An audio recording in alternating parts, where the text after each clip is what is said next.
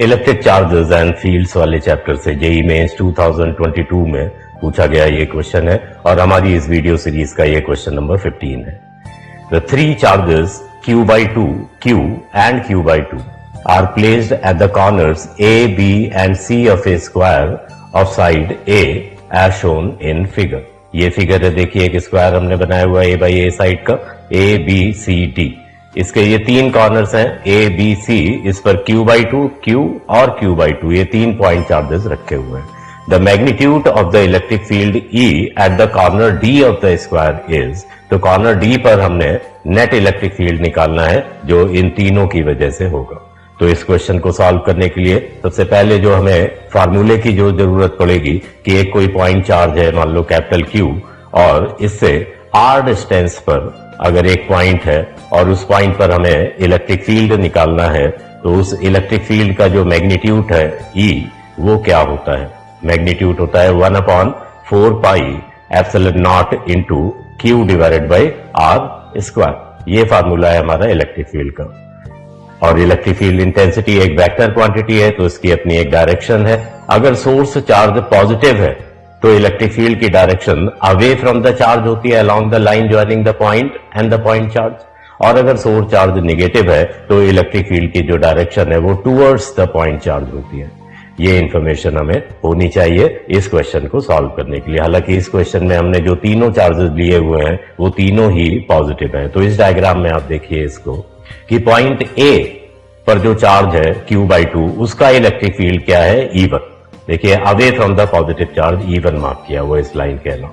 इसी तरह से पॉइंट C वाले चार्ज को देखिए, इसके इलेक्ट्रिक फील्ड को भी E1 मार्क किया हुआ है। हालांकि डायरेक्शन का फर्क है, दोनों की डायरेक्शन अलग अलग है, लेकिन सेम चार्ज मैग्नीट्यूड और सेम डिस्टेंस होने की वजह से इन दोनों के इलेक्ट्रिक फील्ड का जो मैग्नीट्यूड है वो सेम होगा। हालांकि जो तीसरा चार्ज है जो पॉइंट बी पे रखा हुआ है, इसका जो मैग्नीट्यूड है इलेक्ट्रिक फील्ड का दैट विल बी डिफरेंट, क्योंकि चार्ज भी अलग है और डिस्टेंस भी अलग है। तो इस इलेक्ट्रिक फील्ड को हमने E2 मार्क किया हुआ है और E2 की डायरेक्शन को देखिए बी से डी की तरफ की ओर मार्क की हुई है, away from the positive charge. तो इन तीनों का जो रिजल्टेंट है वो हमें निकालना है। तो यहां पर देखिए E1 और E1, these two electric fields are mutually perpendicular और इक्वल मैग्नीट्यूड है। तो इनका रिजल्टेंट जो है इसके बाइसेक्टर के अलाउंग होगा, मतलब E2 के अलाउंग होगा, और मैग्नीट्यूड कितना होगा? √E1 square plus E1 square. तो E1 √2, E1 और E1 का रिजल्टेंट E1 √2 E2 के अलाउंग होगा। तो इसका मतलब क्या हुआ कि जो नेट इलेक्ट्रिक फील्ड है पॉइंट डी पर वो क्या हो जाएगा? वो हो जाएगा, एक तो वहां पर E2 है ऑलरेडी, एंड प्लस E2 के अलोंग उनका जो रिजल्टेंट आया है दोनों E1 का, दैट इज E1 √2। तो resultant electric field at the point D can be written as E2 plus E1 √2। E2 और E1 की वैल्यू हम इस फार्मूले के अकॉर्डिंग लिखेंगे, जो फार्मूला हमने पॉइंट चार्ज के लिए हमें पता है। E2 की वैल्यू क्या होगी? 1/4 pi epsilon not into charge, क्योंकि बी पॉइंट पे जो चार्ज है वो Q है, and divided by square of the distance. Distance क्या है? A √2, तो इसका स्क्वायर, प्लस E1 √2। E1 क्या है?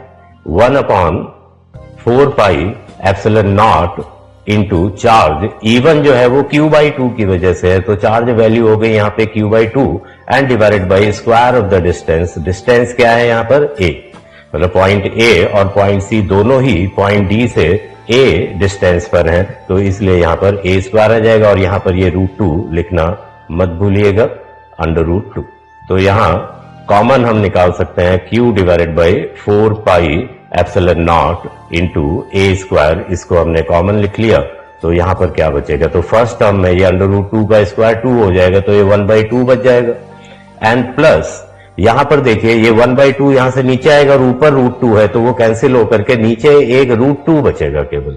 तो 1/2 प्लस 1/√2, ये net electric field intensity at the point D की वैल्यू हमने निकाली है।